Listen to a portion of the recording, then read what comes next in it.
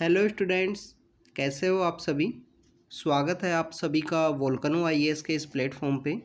Students, अगर हम बात करें इस लेक्चर की, तो ये लेक्चर हमारा एनसीईआरटी सीरीज़ का लेक्चर है। एनसीईआरटी सीरीज़ जिसके अंदर हम 6 से लेकर 12th क्लास तक की जो इम्पोर्टेंट बुक्स हैं उनको यहाँ पे कंप्लीट कर रहे हैं। और इसके अलावा स्टूडेंट्स, अगर हम बात करें, एनसीईआरटी जो बुक्स हैं वो काफ़ी ज़्यादा इम्पोर्टेंट हैं। एक तो आपके बेसिक्स जो हैं उनको स्ट्रॉन्ग करने के लिए, अगर आप इनिशियल फेज में हो तो आप अच्छे से अपनी जो प्रिपरेशन है उसको एनसीईआरटी बुक्स के साथ ही स्टार्ट कीजिए, क्योंकि इन बुक्स के अंदर काफ़ी कुछ ऐसी इन्फॉर्मेशन है जो स्टैंडर्ड बुक्स के अंदर नहीं मिलती है। और आपका जो इनिशियल जो बेसिक है, जो बेस है एग्ज़ाम की प्रिपरेशन के लिए, सिविल सर्विस के एग्ज़ाम के लिए, तो उसको प्रिपेयर करने के लिए एनसीईआरटी जो बुक्स हैं वो काफ़ी ज़्यादा इम्पोर्टेंट हैं। स्टूडेंट्स, अगर हम बात करें इस चैप्टर की, तो ये चैप्टर है वाटर रिसोर्सेज के बारे में। स्टूडेंट्स, अभी तक हमने जो 10th क्लास की ज्योग्राफी की एनसीईआरटी है इस किताब के अंदर 2 चैप्टर्स को कंप्लीट किया है। फर्स्ट चैप्टर यहाँ पे रिसोर्सेज एंड डेवलपमेंट के बारे में था। सेकंड चैप्टर की अगर हम बात करें तो बेसिकली उसके अंदर हमने फॉरेस्ट एंड वाइल्ड लाइफ के बारे में रीड किया है कि उनके कंजर्वेशन के लिए क्या क्या एफर्ट्स लगाए जा रहे हैं। और ये जो तीसरा चैप्टर है वो हमारा वाटर रिसोर्सेज के बारे में है। यहाँ पानी की जो स्केर्सिटी है, पानी की जो प्रॉब्लम्स हैं उनके बारे में बताया गया है।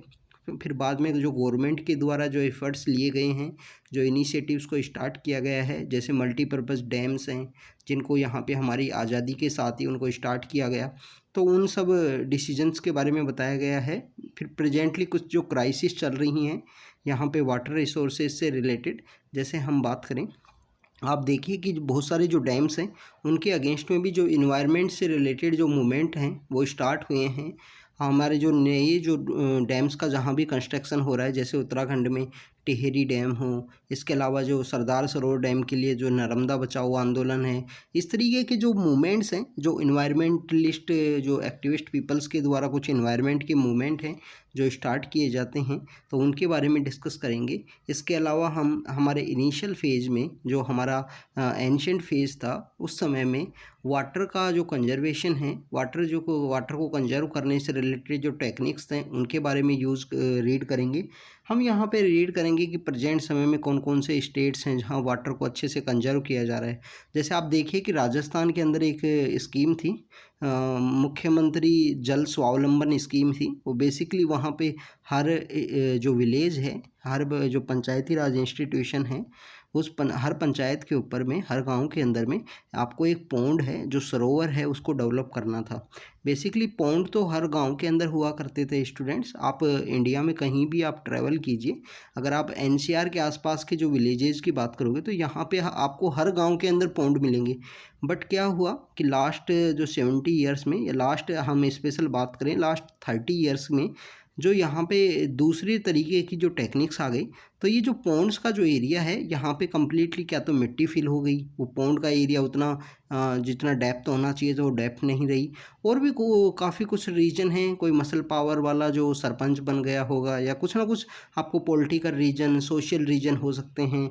हो सकता है कि पॉन्ड का एरिया है वो वहाँ पे जो डोमिनेंट कास्ट है उनके एरिया में ना गिरता हो, वहाँ पे कोई दूसरी जो बस्तियाँ होती हैं गाँव के अंदर में उनके अंदर गिरता हो, तो वहाँ पे उसको ग्राउंड के रूप में चेंज कर दिया हो। तो काफ़ी कुछ इस तरीके के जो, ये तो आपको विलेज लेवल पे डिपेंड करती हैं, डिफरेंट डिफरेंट प्रॉब्लम्स हैं।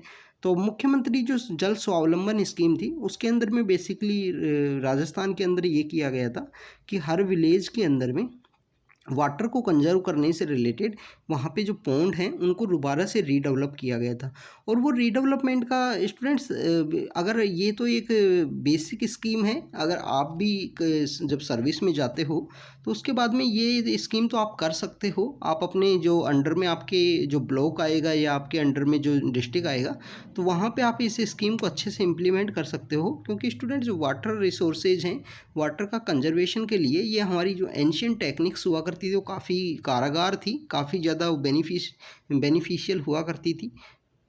आप देखिए कि जो प्रेजेंट समय में एक इश्यू चलता है अर्बन फ्लड का, अर्बन फ्लड का जो इश्यू है उसमें बताया जाता है कि अर्बन एरिया में एकदम से सडनली बारिश हो गई और वो पानी जा नहीं पाया।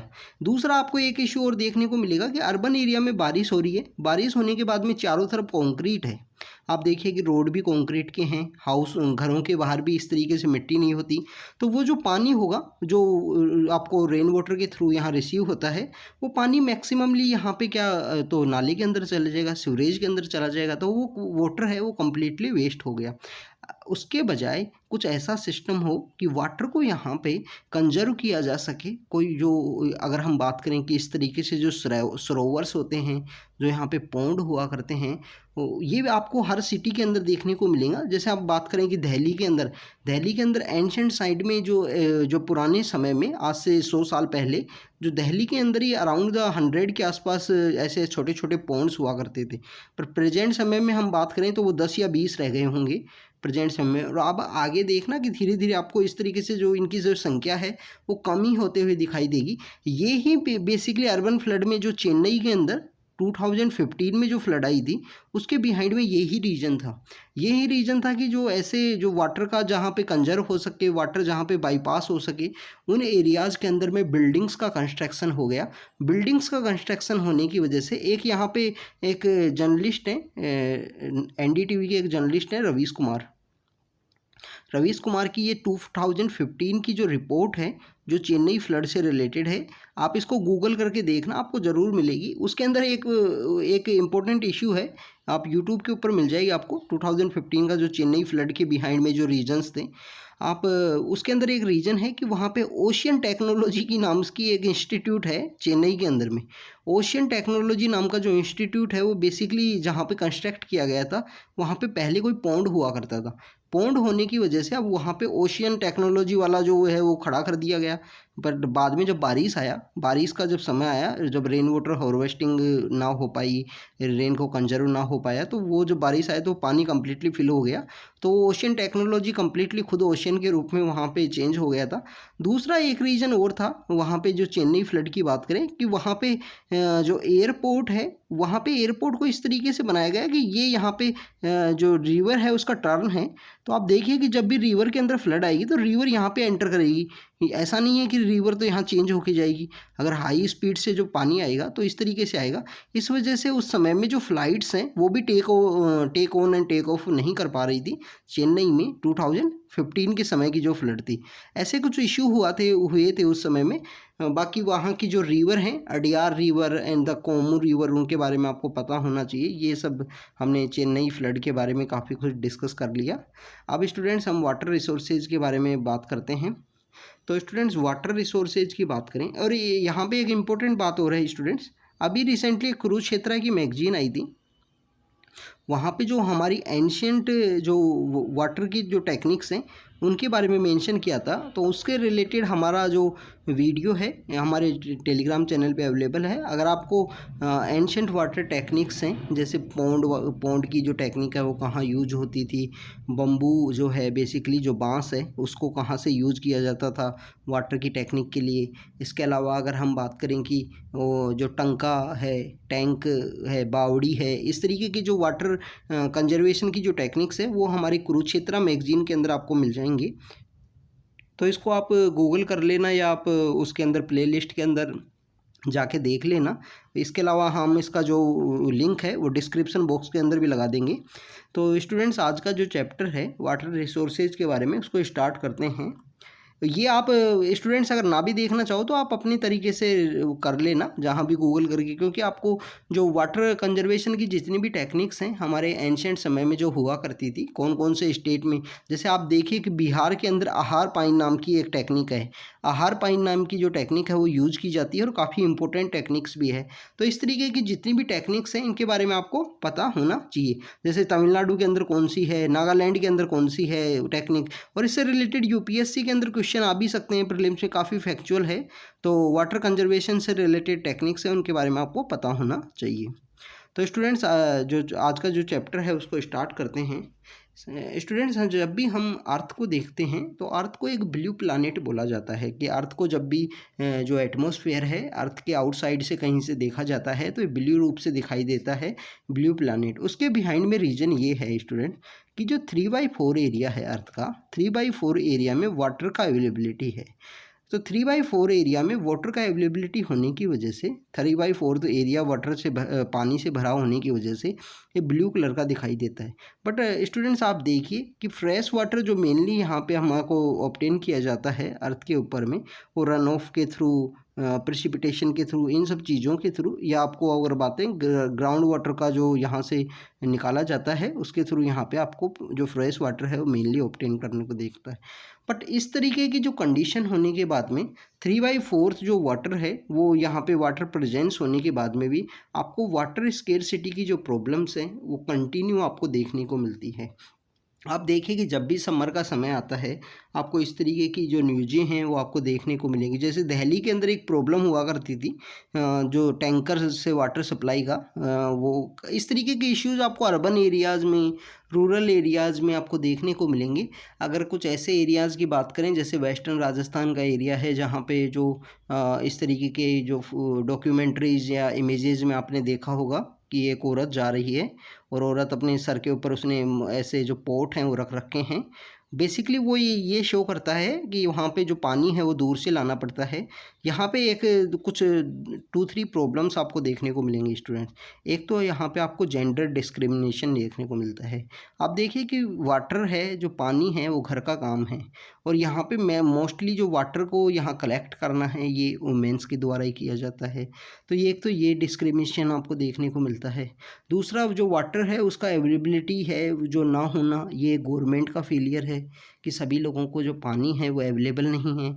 उन्हीं सब देखते हुए हमारे गाँवों के अंदर में जो जल जीवन मिशन है उसको लॉन्च किया गया है कि गाँवों के अंदर वाटर अवेलेबिलिटी 2024 तक हो जानी चाहिए।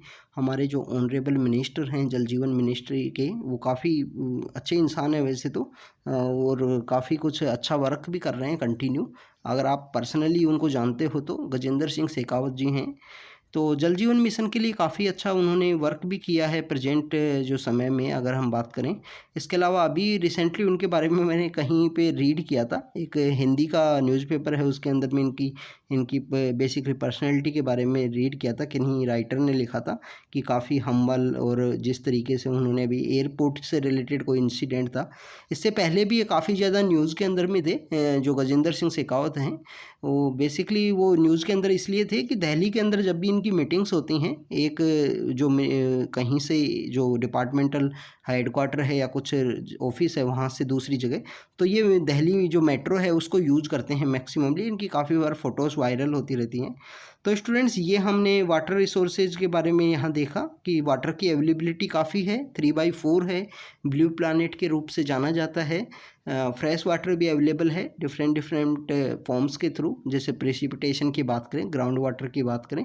बट फिर भी इतना वाटर की अवेलेबिलिटी होने के साथ में यहाँ पे आपको देखने को मिलेगा कि किस तरीके से जो वाटर है उसका यहाँ पे स्कैरसिटी है। गाँव के अंदर किस तरीके से जो समर के समय में वाटर कलेक्ट करने के लिए किस तरीके से जो मारामारी हमको देखने को मिलती है, तो वो यहाँ पे बताया गया है।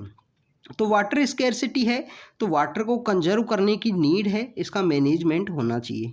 तो abundant and renewability of water, ये डिफ़िकल्ट है कि हमको वाटर की जो स्कैरसिटी है उससे हमको सफ़र करना पड़ेगा। बट इसी समय में आपको देखने को मिलता है स्टूडेंट्स कि राजस्थान में जिस तरीके से अर्थ का जो मटके हैं, अर्थ के जो पोट हैं उसको लेते हुए औरतें जिस तरीके से वाटर कलेक्ट करने के लिए वुमेन्स के द्वारा ये कलेक्ट किया जाता है, इसकी इमेजेस आपने देखी होंगी। तो इन सब को देखते हुए वाटर की जो अवेलेबिलिटी है वो वाटर का जो कंजर्वेशन की जो टेक्निक्स हैं वो काफ़ी ज़्यादा इंपॉर्टेंट है।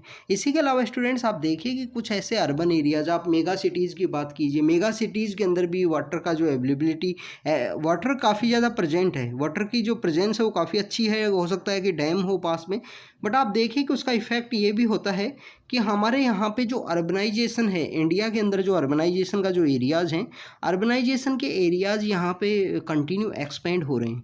लोग शहरों की तरफ माइग्रेट कर रहे हैं क्योंकि because cities are the growth engine of the economy. Better resources के लिए बेटर एम्प्लॉयमेंट अपॉर्चुनिटीज़ के लिए, बेटर एजुकेशन के लिए सभी लोग शहरों की तरफ माइग्रेट कर रहे हैं। और माइग्रेशन की वजह से टू मच जो पॉपुलेशन का प्रेशर होने की वजह से सिटी के जो भी वाटर रिसोर्सेज हैं, जो यहाँ पे सोर्स ऑफ वाटर हैं वहाँ पे, तो यहाँ भी आपको स्कैरसिटी देखने को मिलेगी। तो स्टूडेंट्स, ये बेसिकली स्कैरसिटी के बारे में यहाँ बताया गया है कि किस तरीके से स्कैरसिटी है वाटर का यहाँ पे। इसके अलावा अगर हम बात करें कि आपको जो फ्रेश वाटर है उसके बारे में बताया गया है कि उसके बारे में आपने रीड किया है कि जो फ्रेश वाटर है, जो यहाँ पे आपको वाटर साइकिल है उसके बारे में बताया गया है।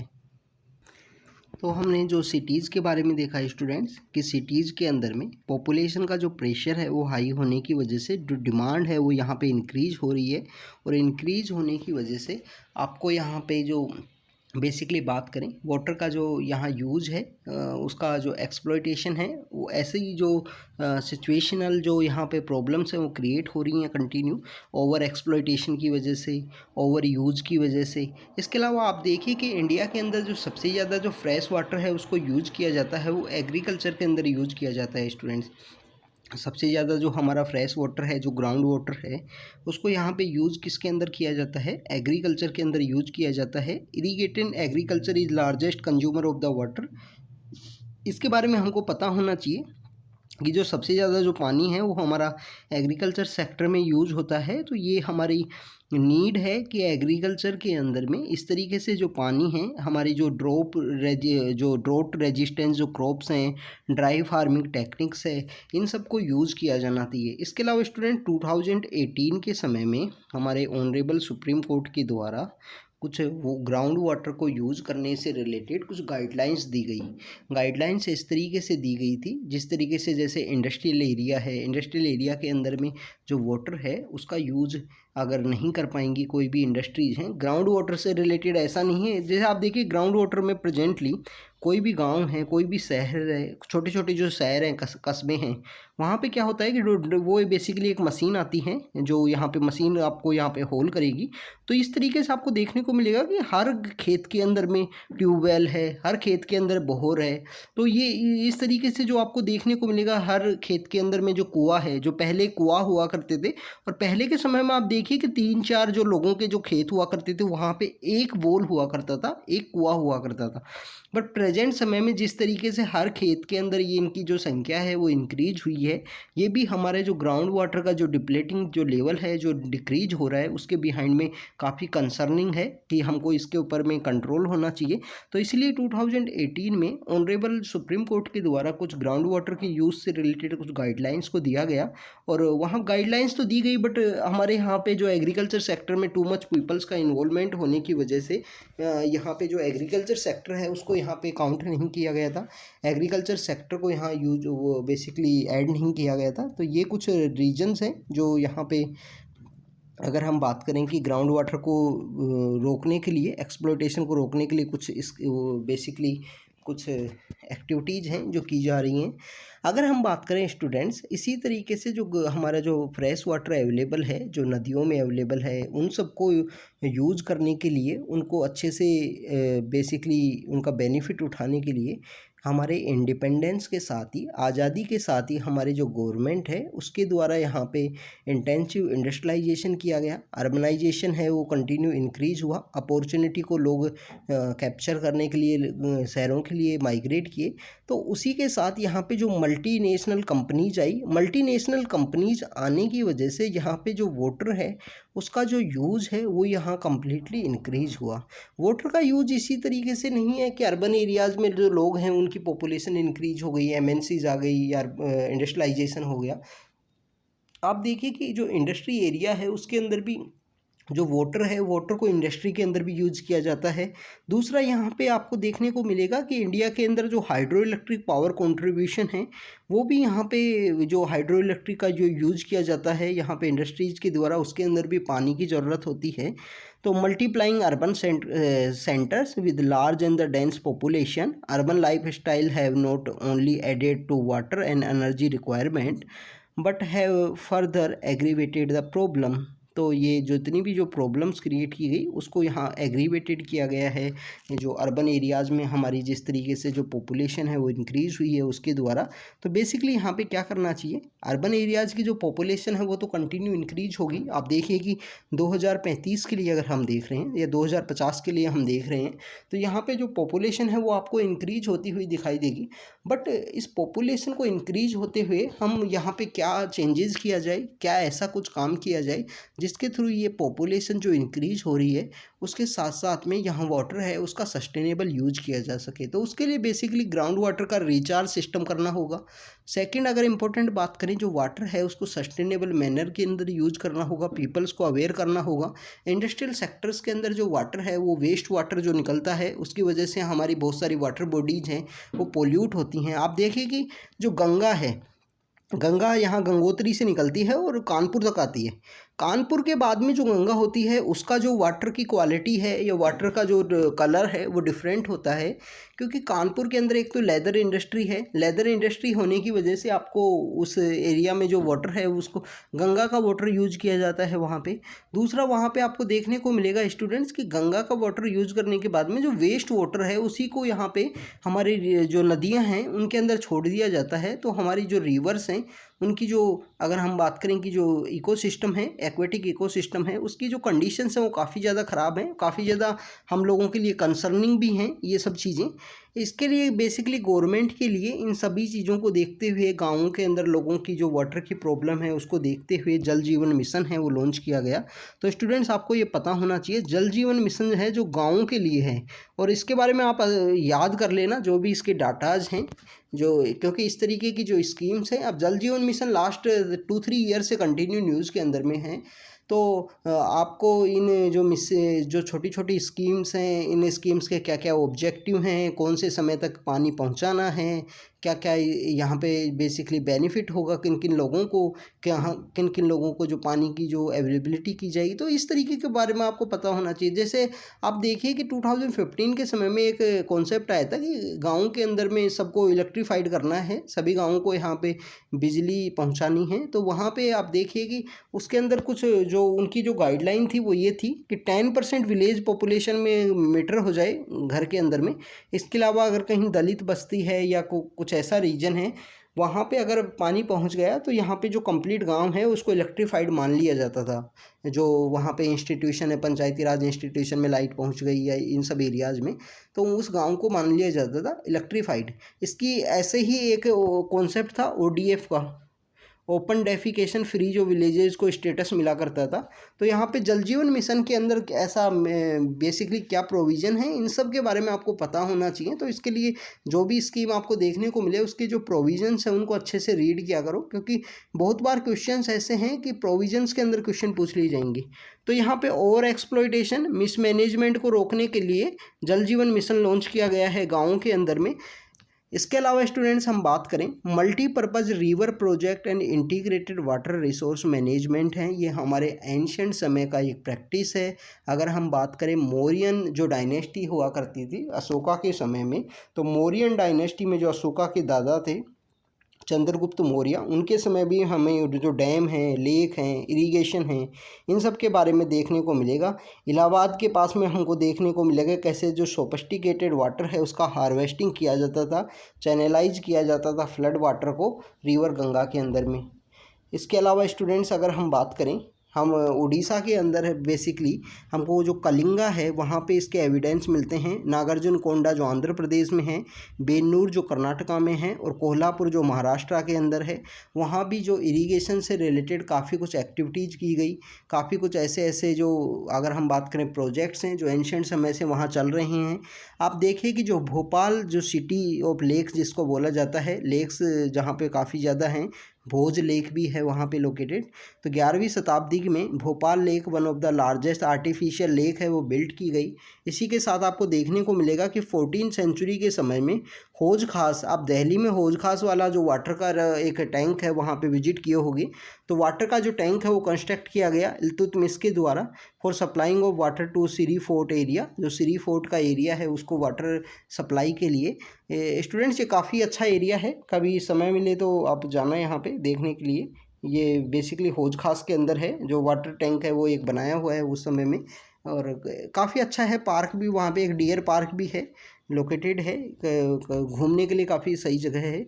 इसके अलावा अगर हम बात करें कि 11वीं सेंचुरी में जो भोपाल है, भोपाल के अंदर जो आर्टिफिशियल लेक क्रिएट की गई, तो ये बेसिकली जो मेन पर्पज़ हुआ करता था ये लेक का क्रिएट करना, हौज खास के अंदर वो टैंक का क्रिएट करना, इनका जो मेन पर्पज़ हुआ करता था स्टूडेंट, मेन पर्पज़ इनका ये ही था कि वाटर को कंजर्व करना है, वाटर को बचा के रखना है, वाटर को चैनलाइज करना है प्रॉपर वे में। तो ये वाटर कंजर्वेशन की कुछ टेक्निक जो एंशिएंट समय में हमारे इंडिया के अंदर चल रही थी।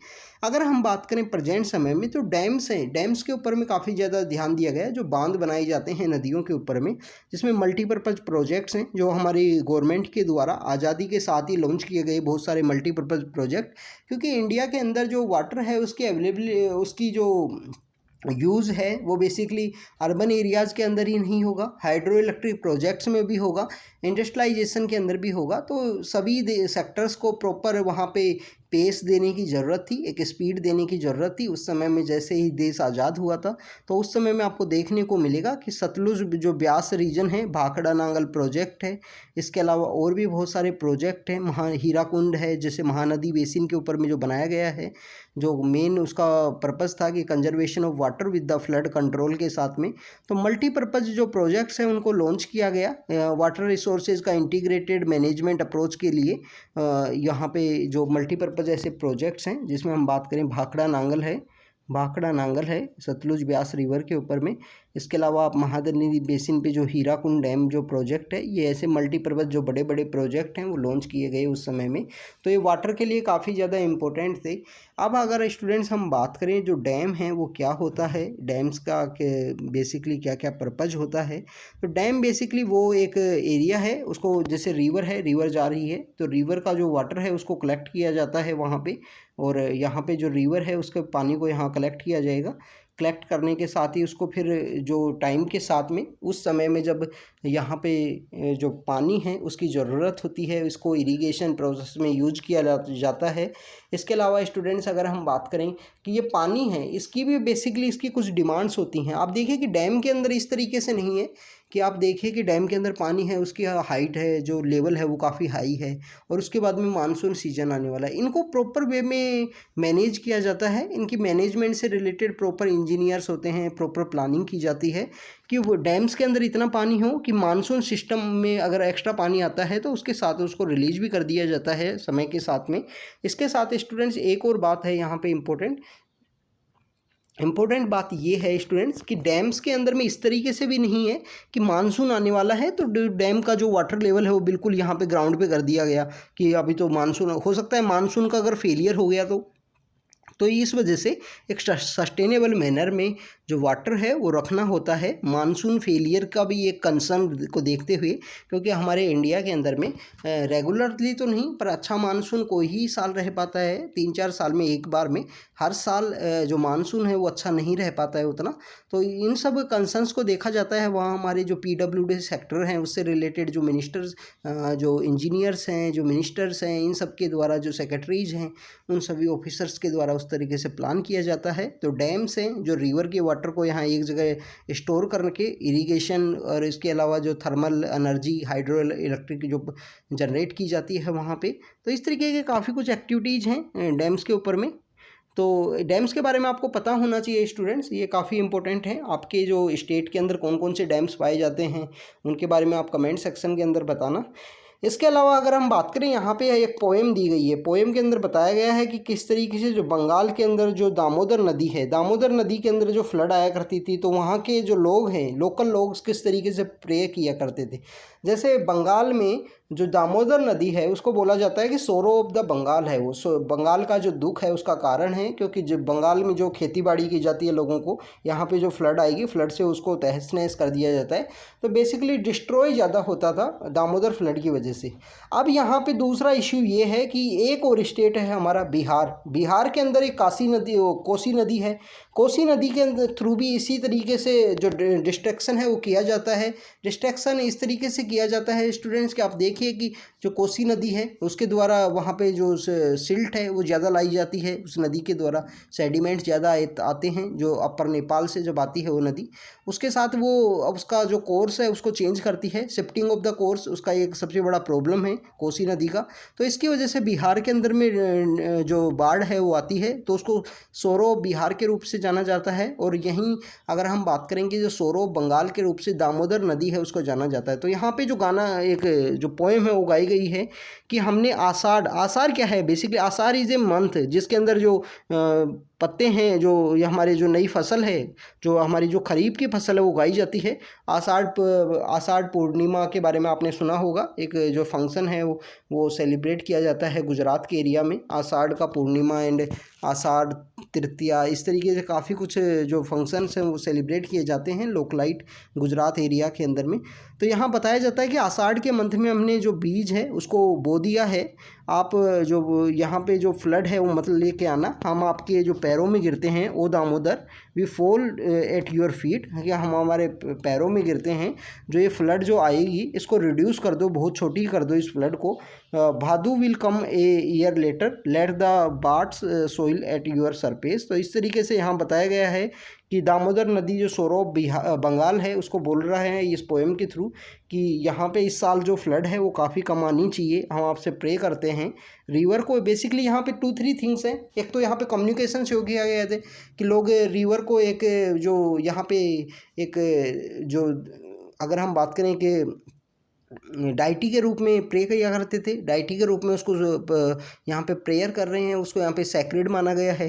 वहाँ पे अपना कम्युनिकेशन कर रहे हैं, अपनी जो प्रार्थना है वो पहुँचा रहे हैं कि इस साल जो फ्लड है वो काफ़ी कम लेके आना आप, जिससे हमारी जो फसल है वो काफ़ी अच्छी हो। तो इस 2-3 थिंग्स हैं, ये हमारा सोशल कल्चरल थिंग्स में भी आपको देखने को मिलेगा कि इस तरीके से हमारे पेड़ों को जैसे जो पेड़ों को जो पूजा जाता है उसी तरीके से यहाँ पे जो रिवर है उसके बारे में बताया गया है।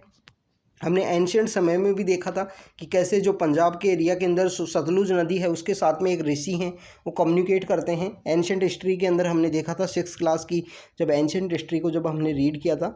तो स्टूडेंट्स इसके अलावा हम देखें कि जो मल्टीपर्पज़ प्रोजेक्ट हैं वो स्टार्ट किए गए।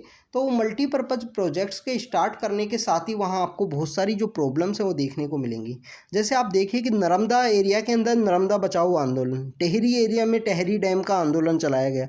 तो इस तरीके से जो वहाँ पे जो लोगों का डेवलपमेंट बेस या डेवलपमेंट इंड्यूस जो डिस्प्लेसमेंट हुआ, कि डेवलपमेंट की वजह से जो डिस्प्लेसमेंट हुआ ये बहुत ज़्यादा हमके जो अगर हम बात करें कि रूरल एरियाज़ के अंदर में बहुत सारे ट्राइबल पीपल्स को ये सब चीज़ें हैं, डेवलपमेंट इंड्यूस जो डिस्प्लेसमेंट है वो आपको देखने को मिलता है।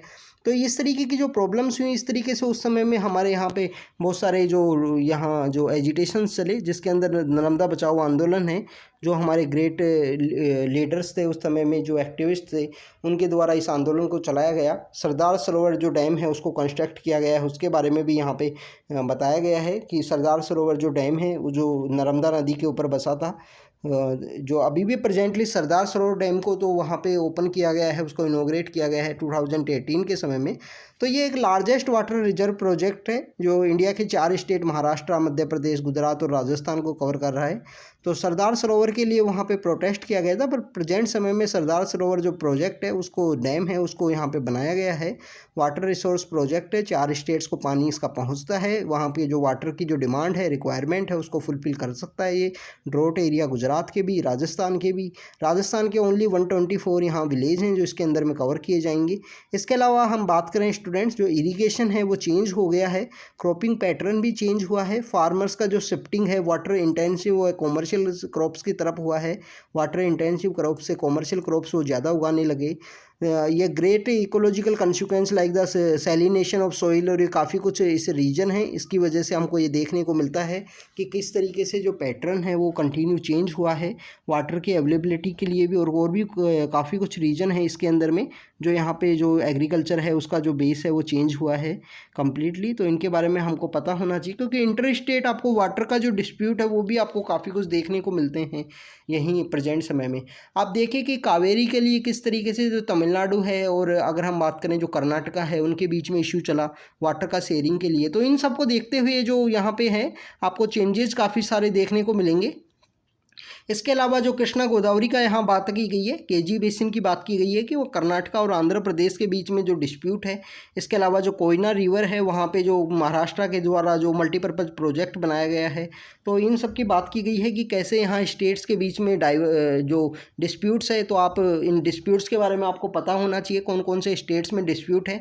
स्टूडेंट्स, अगर हम बात करें हमारी जो 12 बड़ी नदियाँ हैं, 12 बड़ी नदियाँ एक स्टेट से दूसरे स्टेट के बीच में क्रॉस करती हैं, तो सभी स्टेट्स के बीच में यहाँ पे डिस्प्यूट है पानी के लिए। कहीं पे पानी के लिए डिस्प्यूट है तो कहीं कोई इश्यू है। आप देखिए कि SYL एक इशू है जो हरियाणा के अंदर में, पंजाब के अंदर में चल रहा है कंटिन्यू। अभी भी एक सॉन्ग की वजह से न्यूज़ के अंदर में था। सतलुज यमुना लिंक कैनाल जो है वो एक इशू है। तो इस तरीके के काफ़ी सारे इश्यूज़ हैं आपस में स्टेट्स के बीच में। कोऑपरेटिव फेडरलिज्म के लिए अच्छा नहीं है, बेसिकली कम्पिटिटिव फेडरलिज्म के लिए भी नहीं है। जिस तरीके से जो डैम्स है उनका कंस्ट्रक्ट किया जा रहा है, वाटर शेयरिंग की जो इश्यूज़ हैं वो चल रहे हैं, तो इन सब के बारे में ये पॉलिटी के इश्यूज़ हैं। हमको तो बेसिकली पता होना चाहिए कौन सी रिवर के ऊपर डिस्प्यूट है और कहाँ पे डिस्प्यूट है, कितना वाटर शेयरिंग से रिलेटेड है, इतना इन्फॉर्मेशन हमको होनी चाहिए। बाकी कुछ पॉलिटी के सेक्शंस है कि इंटर स्टेट वाटर डिस्प्यूट जो ट्रिब्यूनल्स हैं वो क्रिएट किए गए, इनका प्रॉपर मैपिंग होता है या नहीं होता है, कि वो जो रिवर है, आप सपोज कीजिए रिवर के अंदर कुछ वाटर है, उसकी अवेलेबिलिटी है 1000। अब वो समय के साथ में रिवर के अंदर वाटर की अवेलेबिलिटी भी तो कम हुई है ना। आप देखिए, हो सकता है कम हुई हो सकता है इंक्रीज़ कर गई हो, क्योंकि समय के साथ चीज़ें चेंज होती हैं। तो प्रॉपर एक डाटा भी होना चाहिए इन सभी रिवर्स के अंदर, किस तरीके से जो वाटर है उसकी अवेलेबिलिटी चेंज हुई है, पानी वहाँ पे इंक्रीज़ हुआ है या डिक्रीज़ हुआ है, कौन से स्टेट्स के अंदर पॉपुलेशन इंक्रीज़ हुई है, वहाँ की जो पॉपुलेशन की जो डिमांड है वो ज़्यादा है, तो उसके अकॉर्डिंग इस तरीके से वाटर का करना चाहिए, वाटर शेयरिंग होनी चाहिए। यहाँ पे सबसे इम्पोर्टेंट इशू ये है स्टूडेंट्स कि हर स्टेट के अंदर में जो वाटर डिस्प्यूट से रिलेटेड यहाँ पे ट्रिब्यूनल्स को क्रिएट कर दिया जाता है। यहाँ पे एक और बात है कि जो आर्टिकल 131 है, original jurisdiction of the supreme court, original jurisdiction के अंदर इंटर स्टेट वाटर डिस्प्यूट्स नहीं आते हैं कि वहाँ पे दो स्टेट्स के बीच में कोई डिस्प्यूट हुआ और सुप्रीम कोर्ट वहाँ पे आंसर दे। बट आप देखिए कि जब भी वाटर का डिस्प्यूट होगा, इंटर स्टेट वाटर ट्रिब्यूनल्स जो हैं वो क्रिएट किए जाएंगे। ट्रिब्यूनल्स जब क्रिएट किए जाएंगे, जो ट्राइब्यूनल्स हैं उनका जो डिसीजन है वो बाइंडिंग होता है। बाइंडिंग होने के बाद भी वाटर को एज ए ह्यूमैनिटेरियन सब्जेक्ट के रूप में रख के आर्टिकल 136 जो स्पेशल लीव पेटिशन है, तो स्पेशल पेटिशन के थ्रू वहाँ पे दायर की जाती है सुप्रीम कोर्ट के अंदर में। SLP दायर करने के बाद में वहाँ ह्यूमैनिटेरियन इशू के थ्रू इस मुद्दे को उठाया जाता है। तो स्टूडेंट्स, इस तरीके से जो है कोई भी वाटर का डिस्प्यूट है वो हर स्टेट गवर्नमेंट एक दूसरे के लिए एक वोट बैंक पॉलिटिक्स के रूप में भी इन सब इश्यूज़ को यूज किया जाता है। बट इसमें जो एंड ऑफ द डे जो यहाँ पे जो नुकसान है वो किसको झेलना पड़ता है, जो यहाँ पे एग्रीकल्चर जो फार्मर्स हैं उनको, जो फार्मर्स जिस वाटर के ऊपर डिपेंडेंट हैं, उन सभी लोगों को यहाँ इसके कंसिक्वेंस हैं वो देखने को मिलते हैं। तो स्टूडेंट्स, इस तरीके के वाटर डिस्प्यूट्स हैं बहुत सारे हमारे कंट्री में। इन्हीं को देखते हुए जो लैंड इरिगेशन है, लैंड का जो जिस तरीके से यूज़ करना है, जो इरिगेशन सिस्टम है, इन्हीं सब चीज़ों को देखते हुए फार्मर्स ने अपनी जो टेक्निक है उसको चेंज किया है। हाँ, वाटर इंटेंसिव जो क्रॉप्स हैं उनको छोड़ के ड्रॉट वाली जो क्रॉप्स हैं, ड्रॉट के अंदर भी जो उग सकती हैं, कम पानी के अंदर भी जो उग जाती हैं जो फसलें, उनको यहाँ पे उगाना स्टार्ट किया है। ये हमारे स्टूडेंट्स कुछ यहाँ प्रोजेक्ट हैं इंडिया के अंदर में जो बेसिकली हमारे मेजर जो रिवर्स हैं और जो डैम्स उनके ऊपर कंस्ट्रक्ट किए गए हैं। इस मैप के बारे में आपको पता होना चाहिए। सबसे इम्पोर्टेंट बात ये होती है स्टूडेंट्स कि ज्योग्राफी के अंदर या किसी भी सेक्टर के अंदर में अगर कोई भी टॉपिक ऐसा है जिसमें स्टेट्स के बारे में, लोकेशन के बारे में जानकारी है, वहाँ पे आप अपनी रफ में आराम से मैप बनाइए। मैप का बना के बाद में प्रैक्टिस कीजिए ये कहाँ पे कौन सा डैम है वो लोकेटेड है, कहाँ से कौन सी नदी निकलती है, आपको मैप की प्रैक्टिस भी होगी। दूसरा आपको क्या है कि इस तरीके से इंटरेस्टिंग वे में जब आप रीड करोगे, आप देखिए कि आर्ट एंड कल्चर में सपोज कीजिए कोई पेंटिंग से रिलेटेड क्वेश्चन है कि मधुबनी पेंटिंग है वो बिहार के अंदर मिलती है। इसके अलावा आपको पता होना चाहिए कि दूसरी पेंटिंग कहाँ पर मिलती है। तो उन सब पेंटिंग्स को ऐसे आप स्टेट वाइज ऐसे आप मार्क कीजिए। स्टेट वाइज जब आप उस पेंटिंग्स को मार्क करोगे, जैसे फड़ पेंटिंग है वो राजस्थान में मिलती है, कि बनी ठनी पेंटिंग है वो राजस्थान में किशनगढ़ नाम की जगह है वहाँ मिलती है। तो ये इस तरीके से आप मैप पे जब मार्क करोगे आपको इंटरेस्टिंग वे में जो सब्जेक्ट है वो भी इंटरेस्ट लगेगा और उस सब्जेक्ट के बारे में याद भी होगा कि कहाँ पे पाया जाता है, कौन से स्टेट में पाया जाता है। तो ये आप इन सबको मार्क करना, रफ में इसको ड्रॉ करना। हमारे जितने भी जो इम्पोर्टेंट जो प्रोजेक्ट्स हैं वो डैम्स के लिए और जो रिवर्स हैं कहाँ से निकलती हैं तो उनके बारे में, ये जो हमारी जो पेनिनसुलर रिवर्स इनके बारे में हमने देखा कि वो ओरिजिनेट इनका मैक्सिमम वेस्टर्न साइड से होता है और ये बे ऑफ बंगाल की साइड जाते हैं, क्योंकि हमारा जो सदर्न पेनिनसुला है वो टिल्टेड है, थोड़ा सा झुका हुआ है। जब इंडियन प्लेट ने यहाँ पे कोलिजन हुआ था इंडियन प्लेट और यूरेशियन प्लेट के बीच में। इसके अलावा स्टूडेंट्स हम बात करें कि यहाँ पे जो रेन वाटर है उसके हार्वेस्टिंग की जो टेक्निक्स हैं ये हमको काफ़ी समय से चली आ रही हैं हमारे देश के अंदर में। डिफरेंट रीजन्स के अंदर में डिफरेंट तरीके से वाटर का यहाँ पे इरिगेशन की वाटर का यहाँ पे यूज किया जाता है, उसको कंजर्व किया जाता है। अगर हम बात करें कि वेस्टर्न हिमाचल के एरिया में कुल है, गुल है, इस तरीके के जो चैनल्स हैं जिस तरीके वाटर को डाइवर्ट किया जाता है और उसको यहाँ पे कंजर्व किया जाता है। राजस्थान में आपको टैंक देखने को मिलेंगे, आपको बंगाल के एरिया के अंदर में आपको फ्लड प्लेन्स देखने को मिलेंगी। तो इस तरीके के अलग अलग तरीके की वाटर टेक्निक्स हैं। इसके रिलेटेड हमने आपको बताया है कि जो यहाँ पे कुरुक्षेत्र मैगजीन की जो वो मैगजीन है उसको आप ज़रूर जाके देख लेना, उसका वीडियो देख लेना या आप गूगल कर लेना कि कौन कौन से एरियाज़ में कौन कौन वाटर की जो टेक्निक्स हैं वो बताई गई हैं। तो इसके अंदर आपको जो टंका यहाँ पे वाटर का इरिगेशन जो टेक्निक है वो सबसे इम्पोर्टेंट है। रूप टूप आपको जो बारिश हो रही है, बारिश के समय में जो छत है उसके ऊपर जो पानी इकट्ठा हुआ है उस पानी को एक जगह इकट्ठा किया जाए और पानी को एक जगह इकट्ठा करने के बाद में उसको यहाँ पे एक जगह स्टोर किया जाए। वो काफ़ी ज़्यादा यहाँ पे ये टेक्निक है, ये राजस्थान के अंदर जोधपुर जो जगह है वहाँ पे यूज़ की जाती है। इसके अलावा रोप टॉप जो वाटर है उसको यहाँ पे करने से रिलेटेड हमारा एक स्टेट है तमिलनाडु। तमिलनाडु पहला स्टेट बना था जिसके अंदर इन्होंने ये ऑल ओवर स्टेट के अंदर ये पॉलिसी है उसको इम्प्लीमेंट किया कि इस तरीके से जो पानी है उसको बचाना है, पानी को यहाँ पे कंजर्व करके रखना है। अब अगर हम बात करें स्टूडेंट्स, यहाँ पे हमको कुल जो यहाँ पे वाटर कंजर्वेशन की जो टेक्निक है उसके बारे में ये यहाँ पे दिखाया गया है। जैसे जोहड़ का जो सिस्टम होता है उसी तरीके से आपको ये देखने को मिलेगा। इसके अलावा आपको यहाँ पे पालार पानी है जो रेन वाटर है उसको कॉमनली प्रेफर किया जाता है इन एरियाज़ में कंजर्व करने के लिए। ये अंडरग्राउंड वाटर को भी यहाँ पे इंक्रीज करता है। इसके अलावा रूफ टॉप हम रेन वाटर हार्वेस्टिंग की बात करें सबसे कॉमन है शिलोंग के अंदर में, मेघालय के अंदर में। और इसके अलावा आप देखिए कि जो चेरापूंजी है, मैसिनराम है, ये जो जगह हैं मैसिनराम जो प्रेजेंट समय में जहाँ सबसे ज़्यादा बारिश होती है, चेरापूंजी जो मेघालय के एरियाज़ हैं, इन सब एरियाज़ के अंदर रूफ टॉप वाटर को यहाँ कंजर्व किया जाता है, उसका हार्वेस्टिंग किया जाता है, उसको प्रॉपर वे में यूज़ किया जाता है। स्टूडेंट्स जो नॉर्थ ईस्ट के स्टेट्स हैं यहाँ पे आपको देखने को मिलेगा कि यहाँ पे बारिश बहुत होती है, बट बारिश बहुत ज़्यादा होने के बाद भी यहाँ वाटर का जो स्केरसिटी है वो आपको देखने को मिलेगा। वाटर की स्केरसिटी नॉर्थ ईस्ट के अंदर इंडिया में काफ़ी ज़्यादा है। इसके अलावा ये रूफ टॉप के बारे में बताया गया है जो राजस्थान में यूज की जाती है। जोधपुर के आसपास के जो विलेज हैं वहाँ पे रूफ टॉप जो कंजर्वेशन की जो टेक्निक्स है वो यूज की जाती हैं। अभी ये रिसेंटली कम हुआ है। स्टूडेंट्स ये यहाँ पे जो मेघालय के अंदर जो बम्बू को यूज किया जाता, जो बांस को यूज किया जाता था, बेसिकली ये आप देखिए कि पर ड्रॉप मोर क्रॉप वाला जो कॉन्सेप्ट है हमारे यहाँ पे कि यहाँ पे जो रूट के अंदर में जो डायरेक्टली वाटर है वो सप्लाई होगा, ड्रॉप इरिगेशन। उसी तरीके से यहाँ पे जो बम्बू है, बम्बू को यूज किया जाता था, बांस की जो लकड़ी है उसको, क्योंकि बांस की लकड़ी अंदर से काफ़ी खोखली होती है और खोखली होने की वजह से उसमें जो पानी है उसका सप्लाई किया जा सकता है। तो इसके बारे में यहाँ पे बताया गया है कम्प्लीटली मेघालय के बारे में। और इसके अलावा आप देखिए कि तमिलनाडु पहला भारत का स्टेट बना है जिसने रेन वाटर हार्वेस्टिंग की जो छत के ऊपर जो रेन है उसके हार्वेस्टिंग से रिलेटेड जो पॉलिसी है उसने कंप्लीट स्टेट के अंदर कंपलसरी की है कि इस तरीके से जो घर है वो बनाइए और जो बारिश का जो पानी है उसको यूज़ कीजिए। तो स्टूडेंट्स ये वाटर के कंजर्वेशन से रिलेटेड जो टेक्निक्स हैं उनके बारे में हमने बात की। हमने मल्टीपर्पज़ प्रोजेक्ट हैं जो डैम्स हैं उनके बारे में बात की, जो उनके इश्यूज़ हैं उनके बारे में देखा। हमने देखा कि 3/4 पानी होने के बाद में भी कैसे यहाँ पे जो पानी की स्केरसिटी की जो प्रॉब्लम है वो यहाँ देखने को मिलती है। तो इन सब पॉइंट्स के बारे में देखा और ये इश्यू तो कंटिन्यू इंक्रीज होगा। आप देखिए कि इंडिया के अंदर बेंगलोर नाम की जो सिटी है, मद्रास नाम की जो सिटीज़ हैं, इनके अंदर में जो वाटर स्केरसिटी की जो प्रॉब्लम समर के समय में जिस तरीके से देखने को मिल रही है, अभी प्रेजेंटली जो बेंगलोर के अंदर जो फ्लड का इशू देखने को मिल रहा है कि वहाँ पे ज़्यादा बारिश होने की वजह से किस तरीके से वहाँ पे फ्लड का जो इशू आया है, बेंगलोर के स्पेशल एक रीजन के अंदर में आपको यहाँ का जो इशू है वो देखने को मिला है। तो स्टूडेंट्स ये सब हमने वाटर रिसोर्सेज के बारे में, उनके कंजर्वेशन टेक्निक्स के बारे में, सबके बारे में देखा। तो आप इस चैप्टर को रीड कीजिए, जो भी एक्स्ट्रा इन्फॉर्मेशन मिलती है उसको अपनी बुक के अंदर मार्क कीजिए। आप कंटिन्यू जब बुक्स है उनको रीड करोगे उसी समय में आपका रिवाइज हो जाएगा। तो कंटिन्यू मेहनत कीजिए student. Thank you very much.